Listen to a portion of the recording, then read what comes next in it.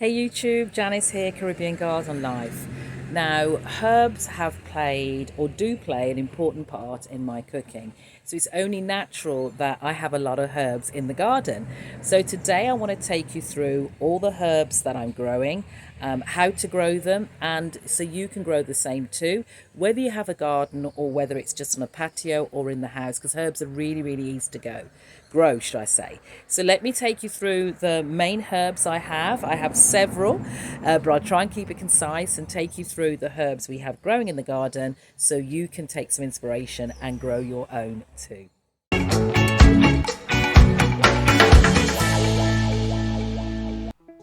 So let's kick off with thyme. This is in no particular order, but thyme is one of the most widely used culinary herbs, and it has many functions in the garden. Bees use to make it pollen, and obviously we use to cook. It's really easy to grow and it's adaptable to most soils and climatic conditions, and it's perennial, so it takes about, from seed, takes about 180 to 200 days.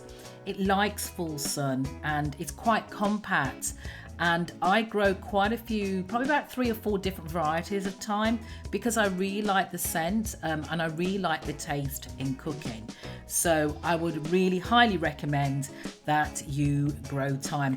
And yes, it can be grown on the patio as well. In fact, all the herbs I'm going to share with you today can actually be grown on the patio as well.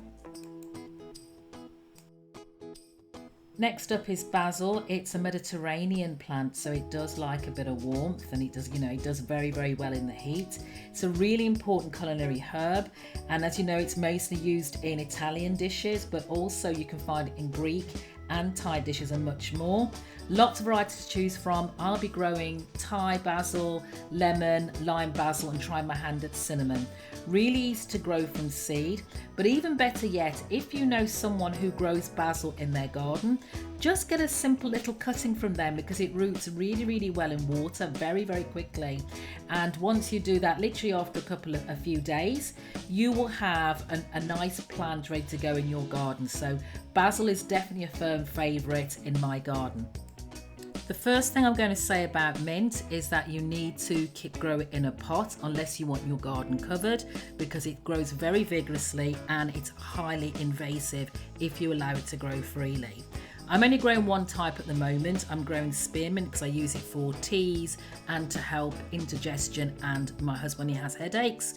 But you can get peppermint, you can get chocolate mint, you can get spearmint, you can get a lot of varieties of different types of mint to grow in the garden. Again, you can grow from seed or from cutting. To me, chives are the overlooked plant or the overlooked herb in the garden, because I just love them, and they're a close relative to onions, garlic, shallots, leek, scallions.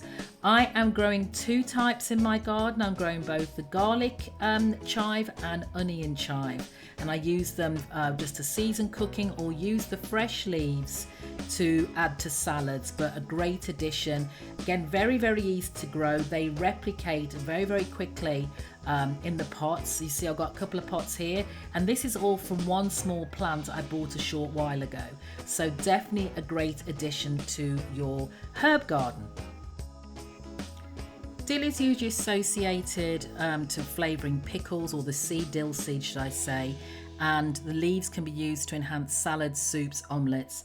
Admittedly, I'm not showing my dill in the best light right now because it's coming to the end of life, hence the flowers, but that will give me great seeds for the next season. Now, I could have added this one to the thyme section, but it has so many names here. Big thyme, Cuban oregano, Jamaican broadleaf thyme, Mexican mint, but it's used mainly for culinary use, for chicken and stews, and it can also be used medicinally to treat coughs. But as I said, so many names, but a very vigorous grower again. So I'm trying my hand at a couple of new herbs this season. The first up is chervil. Never grown this before. It's a member of the parsley family, and it has a taste a little bit like tarragon and parsley, a very mild taste. I'm growing it from seed. As you can see, this is what I've grown from seed so far. And as much as I've grown it to try it in the cooking, if I'm really honest, I have grown it to be a companion plant with my brassicas. It's great for repelling some of the insects. In fact, a lot of these herbs, aromatic herbs are. So that's the secondary use I'm using chervil for. I mentioned parsley and growing the chervil, but I am growing some parsley. Usually it's used as a garnish on food, but it does have some medicinal qualities. It's a natural diuretic. It can help reduce bloating and blood pressure. And it's loaded with vitamin K, which has been linked to bone health. So I'm going to be growing this year and see how we get along with that. And last but not least is lemon balm. It is a member of the mint family, so I'm assuming it to be as a vigorous grower as that, and it's showing signs of that already. I'll be using it mainly as a tea because it can use to reduce stress, anxiety, promote sleep, improve your appetite and ease any pain or discomfort from indigestion. So yes, I'm really looking forward to growing that. I've grown it from seed so far, and as I said, it's growing really well, just like the mint. So I've got to keep an eye on it when I plant it out to the main garden. Now this plant has been such a staple in my garden, I almost forgot I had it. This particular rosemary bush is probably coming up to 10 years old and is one of the first herbs I planted. Not only is it great in cooking with your lamb, but it's got many uses. So it can maybe help you lower your blood sugar, improve your mood and memory. And I've also been advised to use it as a rinse on my hair, especially if your hair's thinning. And absolutely love the smell. That's the best thing about it for me. Well, I didn't realise I was growing so many herbs, and I'm probably going to be out a few more this year before the year's out. So let me leave you with a few quick tips for you to help you grow the best herbs for your own garden.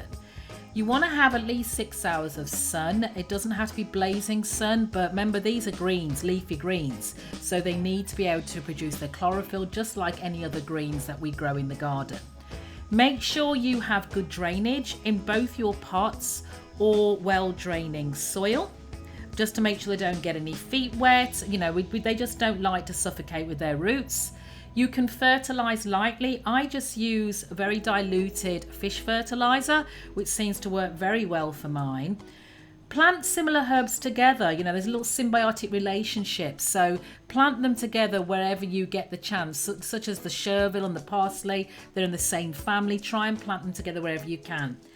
Don't be afraid to try different or new varieties, both different herbs, like I've got a variety there of 10 different varieties, but also within that I've got varieties within the herbs. So for instance, for basil, as I said, I'm growing at least 4 different types of basil, even though you're seeing me I've just classed it as one. So don't be afraid to find the one that works for you, the one that tastes best for you. So just keep on trying. Grow any invasive herbs in pots, and I'm talking about the mint especially. As I said, those things will take over your garden if you don't contain the roots, and they grow very, very easily in pots as long as you have the good drainage. I would advise to grow from seed. Not only is it cheaper than buying a plant, but you get the chance to see how that plant grows, how it reacts. And if you have an issue, if you make a mistake or you're not so successful the first time, you can just add some more seeds. You can do succession sowing. So for me, I will go the seed route every single time. It's much easier for me here to import seeds than it is to get plants, obviously, because of all the agricultural restrictions being overseas. But seeds are just cheaper, and I just like to see the germination process. And I learn so much more about what I'm growing when I grow from seed. And last but not least, pick your herbs often, pick the leaves, add them to dishes, and just enjoy eating them. Try new tastes, try new varieties. Really, really just have a go, basically have a go. So let me know what you think about this video. Was it of help? Are there any herbs here you think I should try? I know I haven't exhausted the list by any means, but I'd be really keen to hear what herbs you're growing in your garden and what you think I should be growing this season. And don't forget, if you want to keep abreast of what's happening in Caribbean Garden Life, you can follow us on Instagram, or just make sure you subscribe to the channel so you don't miss out on any videos going forward. So until next time, happy gardening and take care.